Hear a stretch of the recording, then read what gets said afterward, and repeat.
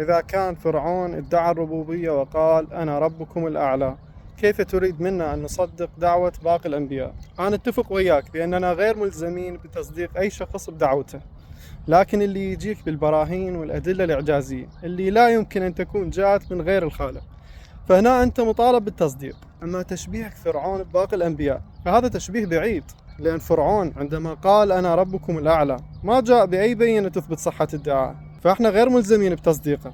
لكن من يجون أشخاص على مر الدهور حدود 124 ألف نبي كما في بعض الأخبار، وهؤلاء جميعهم يقولون بوجود خالق واحد، وهذا الخالق هو الواجب الوجود العادل، وأن هناك يوم سيحاسب به كل الخلق تطبيقا للعدالة الإلهية. وهؤلاء الأشخاص لا يحتمل أن يكونوا جميعا اتفقوا على الكذب، بالإضافة إلى أن التاريخ سجل لهؤلاء الأشخاص سير حافلة بالصدق والأمانة والاستقامة، بحيث كانوا بالصفات الحميدة في زمانهم أفضل البشر. النبي الأكرم صلى الله عليه وآله نبينا كان يلقب بالصادق الأمين.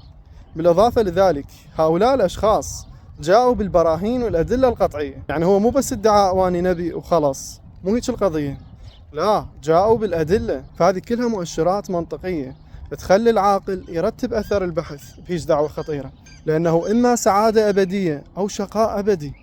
شوف فيديو دليل المفاعلات النووية، كلش مهم وراح ينفعك، منشور على قناتي.